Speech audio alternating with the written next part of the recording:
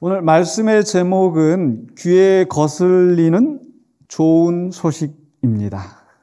이게 앞뒤가 좀 안 맞는 것 같지 않습니까? 귀에 거슬리는 좋은 소식이라 마치 커피숍에 가서 따뜻한 아이스 아메리카노 하나 주세요 이렇게 하는 것처럼 언젠가도 말씀드렸는데 앞뒤가 안 맞는 것 같아요.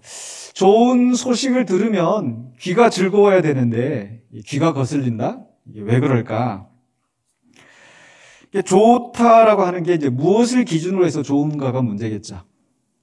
귀에 듣기에 좋은 게 좋은 건지 아니면 듣고 결과가 좋은 것이 좋은 것인지. 또 다른 말이 있는데 우리 좋은 약은 입에 쓰다 라는 말이 있죠. 좋은 약은 입에 쓰다. 그러나 몸에 좋다면 병을 다스리는데 효력이 있다면 쓴 약이라도 먹어야 되겠죠. 이 좋은 약이 입에 쓰다는 말이 나온 이유가 뭐겠어요? 바른 말은 귀에 거슬린다. 충언은 여거이, 양약고구, 충언 여거이 뭐 이렇게. 그러니까 바른 말은 귀에 거슬리지만 좋은 결과를 위해서는 받아들여야 된다라는 뜻입니다. 성경에도 같은 말씀이 있습니다. 잠언 16장 24절에 선한 말은 꿀송이 같아서 마음에 달고 뼈에 양약이 되느니라. 선한 말은 꿀송이 같다고 그랬는데 어디에 달다고 그랬어요? 귀에 달다고 그랬어요? 마음에 달고. 마음에 달고라는 말은 바꿔서 얘기하면 귀에는 거슬릴 수 있어요. 얼핏 듣기에 기분 나쁠 수 있어요. 그런데 마음에 달고 뼈에 양약이 되는 좋은 말. 그게 선한 말이라는 겁니다. 요한의 3장에 있는 세례 요한의 설교가 그러했습니다. 세례 요한의 설교에 대해서 누가복음 3장 18절에 또 그 밖에 여러 가지로 권하여 백성에게 좋은 소식을 전하였으나 라고 이야기합니다. 좋은 소식을 전하였다. 그런데 지난주에 우리가 말씀 나눴던 것처럼 요한이 선포하는 말씀에 이 좋은 소식인데 그게 귀에 달달한 이야기만 있었는가? 그렇지 않았었죠? 하나님의 구원의 날이 이른다는 소식도 있었지만 반대로 도끼가 나무 뿌리에 놓여 있다. 이 독사의 자식들아, 회개하라. 이런 무서운 책망과 심판의 경고의 말씀도 있었습니다. 다행히도 많은 사람들이 그 쓴 말을 듣고 회개하면서 또 세례를 받고 또 그러면서 이제 그럼 우리가 어떻게 해야 될까요? 라고 물었습니다.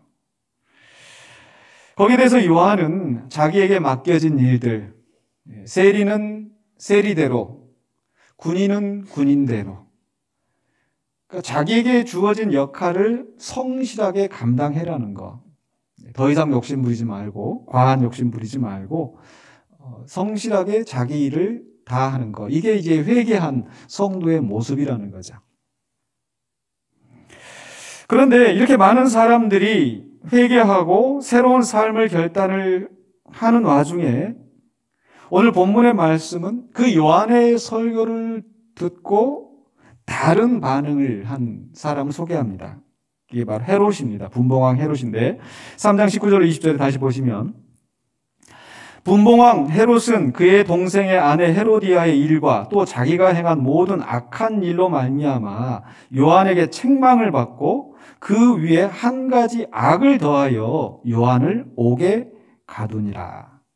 이 분봉왕이라고 하는 것은 이제 나누어서 다스리는 왕 그런 뜻입니다. 바로 이 누가복음 3장 1절에 보시면 여러 사람들의 이름이 나오는데 본디오 빌라도가 유대 총독으로 있을 때에 헤롯이 갈릴리의 분봉왕이었다. 누가복음 3장 1절에 그 동생 필립이 이두레와 드라고니 지방의 분봉왕으로 루사니아가 아빌레네의 분봉왕으로. 그러니까 우리가 이 예수님 태어날 당시에 그 헤롯이라고 하는 왕은 이제 헤롯 대제라고 통상 이야기하고요. 거기에 이제 아들들이 이제 몇 명이 있었는데 뭐 헤롯 안디바, 또 헤롯 빌립, 뭐 이렇게 그 여러 또 그 헤롯가의 그 여러 왕들이 서로 이제 땅을 나누어 가지고 다스리고 있는 상황이었던 거예요. 오늘 본문의 이 분봉왕 헤롯은 이 당시 갈릴리 지역을 다스리는 왕이었었는데 그 동생 빌립은 이 갈릴리보다 조금 더 북동쪽에 이두레 또 드라고닛이라고 하는 그 땅을 다스리는 왕이었습니다. 그런데 그의 동생의 아내 헤로디아의 일이라는 게 무슨 말인가?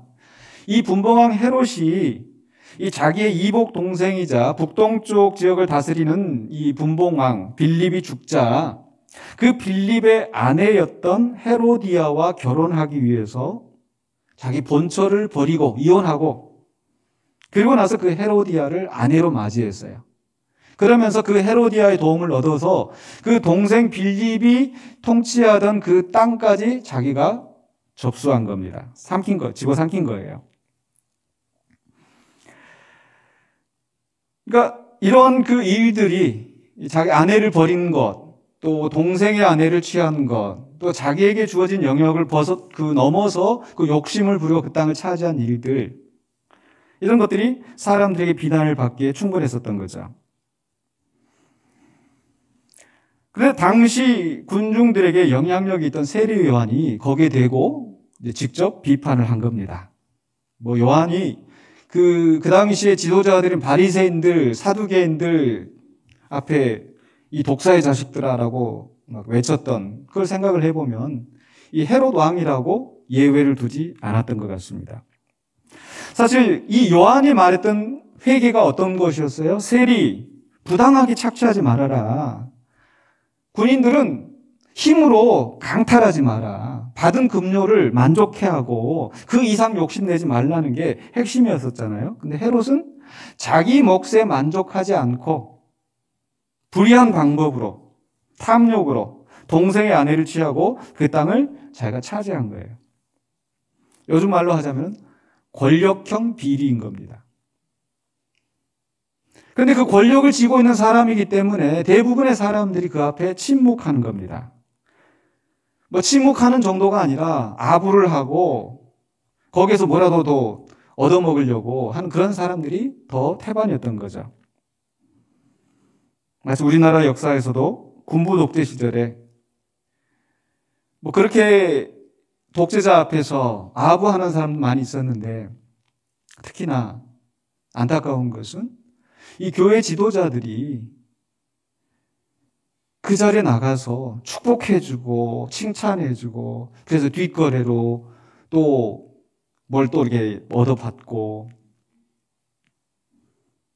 세례 요한의 시대에도 크게 다르지 않았던 것 같아요. 그러니까 헤롯이 비리를 저질러도 그냥 부패한 바리새인들, 사두개인들 같이 거기에 얼싸들얼싸해서 자기들 이익만 챙기고 있는 상황에서 세례 요한은 외친 겁니다.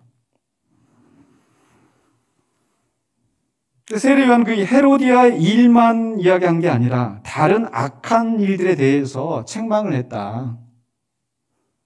그런 말들이 헤롯은 귀에 거슬린 거예요. 사실 요한은 바른 말을 선포한 거죠.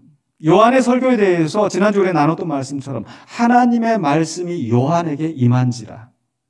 이게 요한이 개인적인 감정으로 정치적인 판단으로 헤롯을 공격한 게 아니라 하나님이 주시는 말씀으로 선포한 거예요. 이것은 바로 그 헤롯에게 회개하고 문제를 바로잡을 기회를 주는 좋은 약이었습니다. 그런데 헤롯이 거부한 거죠. 거부했을 뿐만 아니라 자기 권력을 이용해서 자기를 비판하는 이 요한을 감옥에 가두는 악을 더한 겁니다. 사실 저는 이 말씀을 보면서 지난 우리 교회에 어려웠던 상황들이 떠올랐습니다. 사실 이 교회 분란이 시작된 게 굉장히 사소한 어떻게 보면은 일이었어요. 아까 광고 시간에 말씀드렸던 그 한 사람의 장로가 자기들과 뜻이 맞지 않는 교인들에 대해서 저주하고 매도하고 심판을 받을 것이다. 교인들이 상처를 받고 그 자리에 앉아있지 못하고 시험에 들게 만들어서 이거 어떻게 해야 되나? 그래서 목사로서 이건 잘못된 거다. 그래서 마태복음 18장에 있는 말씀대로 누군가 잘못하면 가서 1대1로 권면하라는 그 말씀 때문에 개인적으로 만나서 저는 이건 대표기도 분명히 잘못된 겁니다. 이건 아닙니다. 내가 뭘 잘못했냐? 오히려 더 발끈하고 그놈들이 나쁜 놈들이지. 결국 문제는 더 커지고 당회까지 올라가고 거기에서도 사실 바르게 문제가 처리가 됐으면 끝났을 텐데 다수의 장로들이 기도는 개인적으로 하는 건데 그게 무슨 상관이 있냐. 문제가 없다. 사실 돌이켜보면 근데 네 분이 그렇게 문제가 없다 하고 두 사람은 문제가 있다 이렇게 돼서 아니 정확히 말하면 한 분은 제 기억엔 좀 오래돼가지고 그러는데 한 분은 아마 기권했었는지 한 사람만 더 올바로 판단했다면 거기에서 문제가 덮어지고 그렇게 사실 순간적으로 감정으로 이렇게 실수할 수 있잖아요. 그죠? 실수했기 때문에 당회에서 이거 교인들 앞에서 사과하고 끝내자. 그렇게만 처리가 됐었으면 이런 지금 이 사단이 나지 않았을 텐데 결국 그렇게 해서 아무런 문제가 없다. 근데 그런 와중에 제가 이건 잘못된 겁니다. 이렇게 해서는 안 됩니다라고 얘기했더니 사회 보는 목사는 아무 말 말고 중립을 지켜라. 아무 말 하지 마라. 사회만 봐라. 아니요. 저는 가르치는 장로이기 때문에 담임 목사로서 이 말씀에 잘못됐다 싶으니까 말씀드리는 겁니다. 제 개인적인 감정이나 어떤 정치적인 판단을 하는 게 아니고 이건 잘못된 겁니다. 그 이야기 하는데도 중립 지켜라. 아무 말 하지 마라. 결국 그 다음에 나오는 얘기는 뭐예요? 사회 보는 목사가 중립을 안 지키니까 노회에다가 다른 임시당회장을 파송해달라고 해야 되겠다. 결국 그러면서 더 일파만파로 커진 거예요. 이게. 마치 조그마한 이 부주의한 담뱃불 하나가 온 산을 태우듯이 호미로 막을 거. 이제 와서 지금 뭐 누구를 매도하고 비판하자는 게 아니라 바른 말씀이라면 그게 비록 기분 나쁘고 내 감정이 상하는 일이라 하더라도 즉시 바로 잡으면 되는데 헤롯이 자기가 잘못한 거 거기에 대한 책망의 말을 듣는 게 오히려 기회인데 이 헤롯은 그걸 거부하고 오히려 요한을 감옥에 가두는 악을 더한 거예요. 헤롯만 그럴까요? 혹시 우리 안에 그런 태도가 있지는 않는지 돌아보자는 겁니다. 남한테만 손가락질을 하는 게 아니라 과연 우리가 말씀을 들을 때 하나님 말씀을 들을 때 어떤 태도로 듣는지 또 다른 사람이 나한테 정말 진실한 충고를 할 때 내가 어떤 마음가짐을 갖는지. 사실 우리가 교동문에서 우리가 보았던 것처럼 하나님의 말씀이 꿀보다 달대요. 송이꿀보다 더 달대요. 시편 119편 103절에서도 주의 말씀의 맛이 내게 어찌 그리 단지요 내 입에 꿀보다 더 다니이다. 어떤 분들은 말씀만 들으면 내가 졸려서 얼마나 좋은지 말씀이 다니이다. 그런데 성경 말씀이 과연 아주 달디단 말씀만 있던가요? 오히려 쓴 말씀이 더 많지 않은가요? 성경 말씀 속에 하나님 우리를 사랑하신다. 하나님이 우리를 구원하신다. 하나님 우리에게 복 주신다. 말씀 많이 있습니다. 그런 말씀만 있는 게 아니잖아요. 무서운 심판의 경고가 있고 무서운 심판을 받은 사람들의 역사가 기록되어 있고 왜 그럴까요? 왜 쓴 말씀이 그 성경 안에 있을까요? 우리는 불완전하여서 실수하고 다른 사람들에게 상처 주고 악한 본성에 끌려서 범죄하기 쉽기 때문입니다. 이런 우리를 바로 잡아주기 위해서 하나님의 감동으로 기록된 성경 말씀을 통해서 하나님이 우리에게 경고하시는 거예요. 바로 잡아주시려고. 디모데후서 3장 16절에 모든 성경은 하나님의 감동으로 된 것으로 교훈과 책망과 바르게 함과 의로 교육하기에 유익하니. 그저 내 귀에 좋은 게 아니라 의로 교육하기에 유익한 말씀. 그런데 교훈과 책망의 말씀이 결코 귀에 달지 않잖아요. 쓰잖아요. 기분 나쁘잖아요.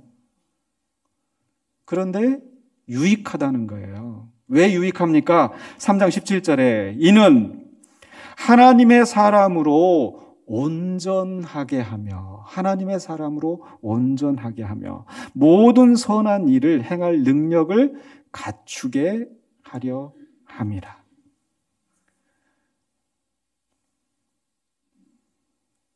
하나님의 말씀은 우리를 온전하게 해요. 그래서 바울이 자기의 믿음의 아들인 디모데에게, 자기의 후계자인 디모데에게 뭐라고 명령합니까? 성도들의 귀에 거슬리는 말이라 할지라도 성도의 유익을 위하여서는 바른 말씀을 선포하라고 했던 거예요. 그게 어디 있어요? 디모데후서 4장 2절에 너는 말씀을 전파하라. 때를 얻든지 못 얻든지 항상 힘쓰라. 범사의 오래 참음과 가르침으로 경책하며 경계하며 권하라. 경책하며 경계하며 권하라. 이게 누구한테 지금 하는 말이겠어요? 보통 우리가 이 말씀을 너는 말씀을 전파하라. 때를 얻든지 못 얻든지 하라. 보통 교회에서 막 전도대회하고 막 총동원 전도주의하고 할 때 사실 교인들한테 막 이렇게 많이 이야기를 합니다. 근데 이게 안 믿는 사람한테 가서 경책하며 경계하며 권하라 이게 아니란 말이에요. 물론 안 믿는 사람에 대해서 우리가 항상 전도해야 되는 건 맞는데 이 말씀의 원 의미는 목사이기 때문에 양떼를 바른 길로 교육해야 되는 목회자이기 때문에 디모데야 너는 말씀을 선포해라. 바로 교회 안에서 공동체 안에서 그 성도들이 바른 길로 갈 수 있도록 바로 교육하라는 명령인 거예요. 그런데 그런 목사에게 당신은 입 다무세요. 당신은 좌우라 말하지 말고 중립을 지키세요.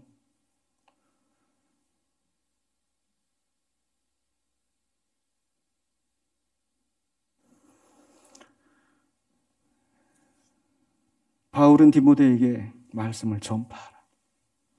근데 또 교회 안에서 그러면은 이게 목회자가 말씀을 선포한다고 해서 다 좋게 듣지만 않겠죠. 근데 그런 사람들도 있다는 걸 이미 또 디모데에게 경고하고 있어요. 준비시키고 있어요.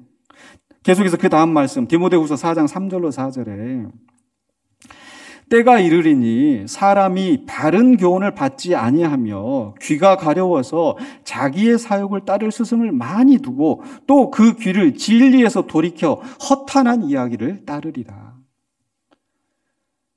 귀가 가려워서 자기 귀에 듣기 좋은 말만 들으려고 하고 자기를 책망하는 말, 기분 나쁜 말 발끈하고 그러면서 자기 사욕을 따르는 그런 사람들의 말을 찾아다니면서 엉뚱한 착각 만족하고 그런데 그렇게 귀에 듣기 좋은 말만 들으려고 하면 어떻게 될까요? 순간적으로는 기분이 좋을지 모르지만 결국은 패망의 길로 간다는 거예요. 잠언 20장 17절에 이렇게 경고합니다.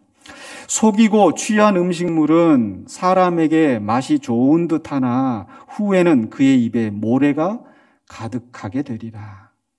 캔디가 달다고 사탕 개 먹으면 아이들 충치 생긴다고 우리가 말하잖아요. 기름진 음식 먹을 때 좋지만 고혈압, 고지혈증, 당뇨병.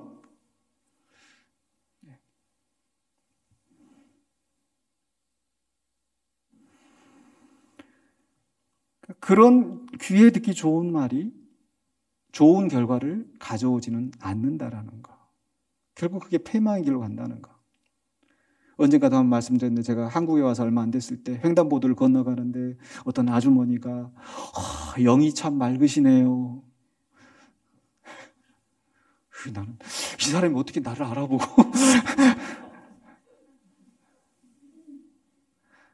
나중에 알고 보니까 이단들이 꿰어가려고. 귀에 듣기 좋은 말은 결국 나중에는 그 입에 모래가 가득하게 된다. 이 교회 안에는 이렇게 자기 사욕을 따를 스승을 두고 귀가 가려워서 좀 자기 욕심에 드는 말만 들으려고 하는 사람만 있는 게 아니라 또 잘 듣는 사람도 있어요. 바울은 바로 이 데살로니가 교인들이 그러했다고 이야기합니다. 데살로니가전서 2장 13절에 이러므로 우리가 하나님께 끊임없이 감사함은 너희가 우리에게 들은 바 하나님의 말씀을 받을 때에 사람의 말로 받지 아니하고 어떻게 받아요? 하나님의 말씀으로 받음이니 진실로 그러하도다. 우리에게 들은 바 하나님의 말씀. 세례 요한이 하나님의 말씀을 받아서 하나님의 말씀을 선포했던 것처럼 비록 그것이 귀에 거슬리는 말이라 할지라도 하나님의 말씀인데, 바울에 대해서도 사람들이 바울에 대해서 얼마나 손가락질합니까? 쫓아다니면서 이 사람은 천하를 어지럽게 하는 사람이다. 이 사람은 우리 유대인들이 따르지 못할 풍속을 전한다. 쫓아다니면서 방해하고. 그런데 데살로니가 교인들은 그 바울이 전하는 말을 하나님의 말씀으로 받아들였다. 그랬더니 어떻게 됐다고 그랬어요? 진실로 그러하다. 이 말씀이 또한 너희 믿는 자 가운데서 역사하느니라. 사람의 말이 아니라 하나님의 말씀이라서 믿는 자 가운데서 역사하는 줄로 믿습니다. 저는 그래서 우리 성도님들에게 정말 감사하는 부분이 있어요. 사실 제가 설교를 잘한다고 저는 생각하지 않거든요. 그러니까 막 좀 웃기기도 하고 좀 감정적으로 좀 이렇게 해주기도 하고 또 쉽게 좀 이해할 수 있도록 좀 이렇게 그렇게 좀 이렇게 좀 구수하게, 사실 이럴 만한 재주가 없어요. 제가 언젠가도 말씀드린 것 같은데 제가 제 이야기를 막 우리 박기석 교수님 앞에서 막 이렇게 했더니 야, 너 오늘 그거 가지고 좀 오늘 설교해봐. 교인들 아주 좋아할 것 같아요. 그래서 제가 이제 해서 그 말씀에 순종해서 가서 설교를 했어요. 끝나고 났더니 야, 내가 너 그 이야기 있었으면 내가 교인들 들었다 놨다 뒤집어 써놨어. 똑같은 이야기도 별로 재미있게 전달하지 못하는.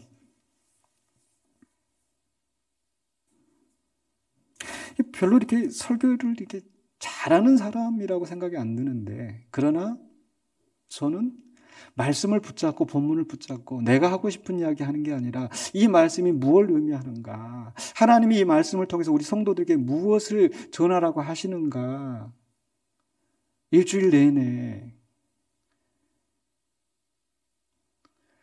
몇 주 전에 생각하고 준비하고 고민하고 씨름하고 그건 합니다. 그래서 정직하게 하려고 많이 노력은 해요.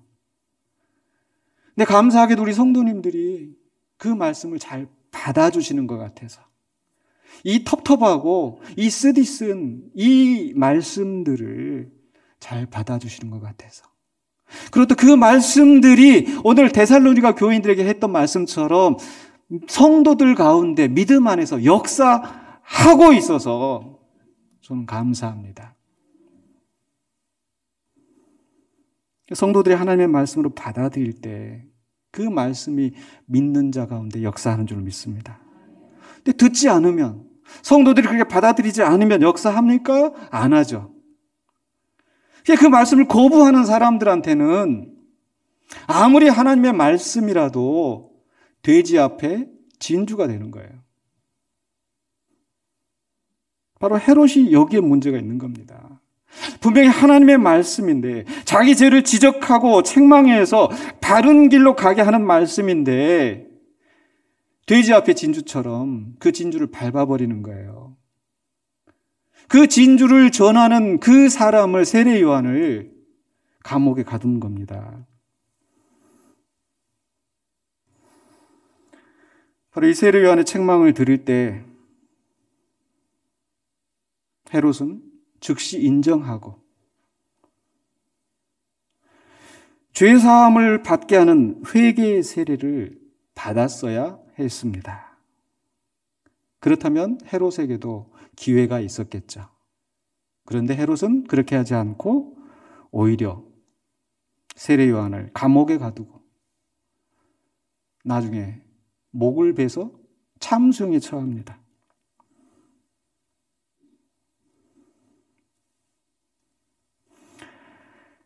그런데 이런 헤롯의 기사 다음에 바로 뒤이어 나오는 말씀이 뭡니까? 우리 예수님께서 요한에게서 세례를 받으시는 장면이 나오는데, 가만 생각해 보면 이 헤롯의 태도하고 정반대 대조를 이루는 것 같아요. 3장 21절에 백성이 다 세례를 받을새 예수도 세례를 받으시고 기도하실 때 하늘이 열리며 예수도 세례를 받으십니다. 근데 지금 백성들이 세례를 받는 이유가 뭡니까? 요한의 세례가 어떤 세례라고 그랬어요? 죄사함을 받게 하는 회개의 세례라고 그랬죠. 근데 예수님은 죄가 있으십니까? 죄가 없으시니까 죄사함이 필요가 없습니다.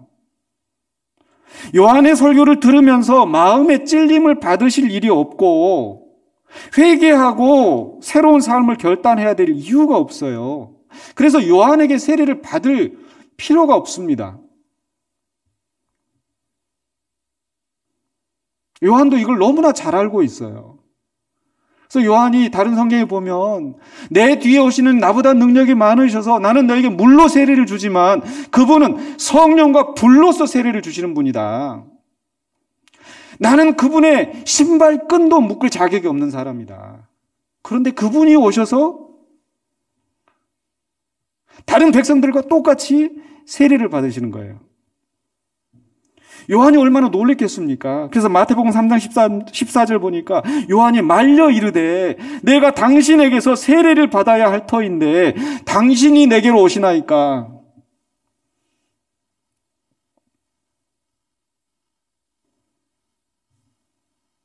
예수님의 대답이 3장 15절에 예수께서 대답하여 이르시되 이제 허락하라. 우리가 이와 같이 하여 모든 의를 이루는 것이 합당하니라 하시니 이에 요한이 허락하는지라. 우리가 협력하여서 모든 의를 이루는 것. 이 모든 의가 뭐겠습니까? 온 세상을 구원하시려는 하나님의 의, 하나님 나라의 의를 이루기 위하여서 예수님은 세례를 받으신 거예요. 세례를 받으셨다는 건 뭐예요? 죄인 취급 당하신 거예요. 죄인의 자리로 내려오신 거예요. 아무런 죄가 없으신 분이. 헤롯은 죄가 있는데 죄를 회개하고 세례를 받아야 되는데 그걸 거부했는데 죄가 없으신 분은 오히려 낮아지시고 세례를 받으셨다는 거. 죄인의 자리로 내려오시기 위하여서, 죄인처럼 취급을 받으시기 위하여서. 그래서 히브리서 4장 15절에 우리에게 있는 대제사장은 우리의 연약함을 동정하지 못하실 이가 아니요 모든 일에 우리와 똑같이 시험을 받으신 이로되 죄는 없으시니라. 죄가 없으신데 왜 사람과 똑같이 시험을 받으시고 사람과 똑같이 죄인의 자리에 앉으신 거예요. 죄인을 구원하시려고 죄인과 같이 되셨다. 그 죄인들의 공동체 안에 들어가셨다. 세례라는 절차를 거쳐서. 이 과정은요, 마치 이렇게 생각해 보면 좀 쉽게 이해가 되어지지 않을까 싶어요. 우리 교회 안에서 이렇게 장로 또 권사 또 직분자들이 집사 이렇게 직분을 받으셨던 분들이 교회 안에서 또 우리 교회 안에서 제자 훈련하고 성경대학하고 2년 과정, 3년 과정 다 하고 또는 목자로서 남들을 가르치는 입장에서 있었고 그런데 이제 멀리 이사를 갔어요. 가서 이제 새 교회에 등록하려고 하는데 우리 교회에 등록하려면 이게 신입 교우 과정을 겪어야 됩니다. 하나님은 누구십니까? 예수님은 누구십니까? 그거 해야 한다고 하면 여러분 하시겠어요? 안 하시겠어요? 해야 돼요? 해야 되겠죠. 왜? 그 공동체 안에 같이 들어가려면 바로 그 예수님이 그런 심정으로 예수님은 하나님과 동등하신 분이신데 죄가 없으신데 육신의 몸을 입고 인간이 되시고 이제 인간이 됐지만 그래도 나는 인간은 됐지만 나는 세례는 못 받겠다. 이렇게 하지 않으신 거예요. 인간하고 똑같이 죄인의 자리에서. 왜? 그 새 구원의 공동체가 이제 우리 죄를 고백하고 회개하고 하나님 앞에 바로 살자. 그러니까 우리가 세례를 받자. 세례받은 공동체가 모여 있으니까 그 속에 예수님도 똑같이 그 과정을 겪으시면서 죄인들과 똑같이 되셨어요. 낮아지셨습니다. 그렇게 낮아지셨을 때 어떤 일이 일어났어요? 그 다음에 3장 22절에 성령이 비둘기 같은 형체로 그의 위에 강림하시더니 하늘로부터 소리가 나기를 너는 내 사랑하는 아들이라 내가 너를 기뻐하노라 하시니라. 예수님께서 낮아지셨더니 죄인 취급을 받으셨더니 성령이 그에 강림하셨더라. 마치 사사시대에 기드온이나 삼손이나 성령이 강림하여서 성령이 그를 붙잡아서 그가 하나님의 일을 하는 것처럼 이제는 요셉 목수의 아들이 아니라 목수인 예수가 아니라 하나님의 일을 하도록 성령님께서 그를 세우신 거예요. 쉽게 말해서 취임식한 거예요. 이제 그러면서 하늘로부터 소리가 나기를 내 사랑하는 아들이라 내가 너를 기뻐한다.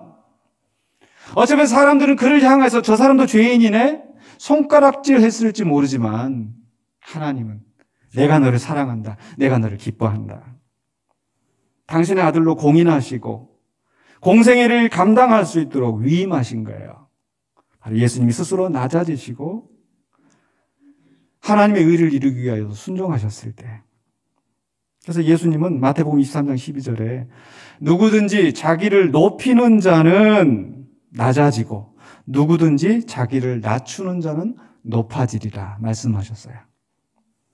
바로 예수님 자신이 죄가 없으심에도 불구하고 하나님의 의를 이루기 위하여서 사람들 앞에 스스로 낮아지시고 죄인과 같이 되셨을 때 하나님이 그를 높이신 줄로 믿습니다.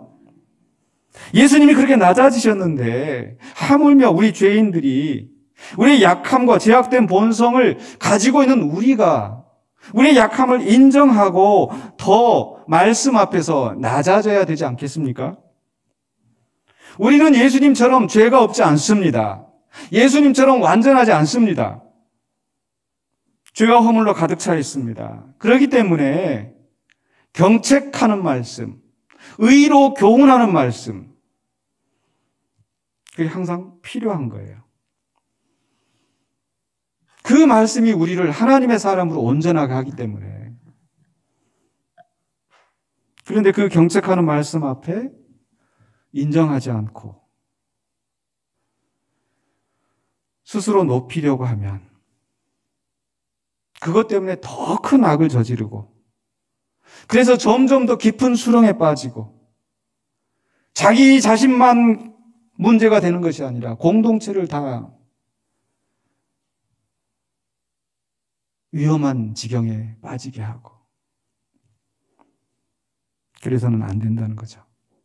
그렇기 때문에 우리는 그런 죄를 짓지 않도록 우리를 교훈하고 책망하고 바르게 하고 의로 교육하는 그 하나님의 말씀이 비록 우리 귀에 거슬릴지라도 잘 먹고 꼴송이처럼 받아들여서 하나님의 사람으로 온전하게 되는 길을 선택하시기를 주님으로 축복합니다. 꼭 강단에서 선포하는 이 말씀이 아니더라도 다른 사람들이 선한 충고를 한다면 겸손하게 잘 받아들여서 회개할 것은 회개하고 고칠 것은 고치고, 그래야 우리가 더 성숙해 갈 수 있지 않겠습니까? 그렇게 성숙한 성도들이 많을 때 우리 교회가 더 성장할 수 있지 않겠습니까? 저는 또한 아울러서 우리가 이렇게 좋은 말씀, 바른 충고를 잘 듣는 자가 될 뿐만 아니라 우리 자신들이 좋은 말씀, 바른 충고를 잘 하시는 성도들이 되시길 주님의 이름으로 축복합니다. 강당에서 일방적인 말씀만 선포해서 듣는 것으로 충분하지 않아요. 여러분, 일주일에 한 번씩 와서 이 말씀 듣는다고, 이 말씀 듣고 나면 다음 주 되면 일주일 지나고 나면 또 잊어버리시잖아요. 한 달 지나면 또 아무것도 기억 안 나시잖아요. 그러니까 이 강단에서 선포하는 말씀만으로 모든 게 다 되는 게 아니라는 거예요.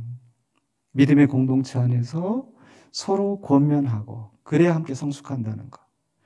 데살로니가전서 5장 11절에서도 그러므로 피차 권면하고 서로 덕을 세우기를 너희가 하는 것 같이 하라.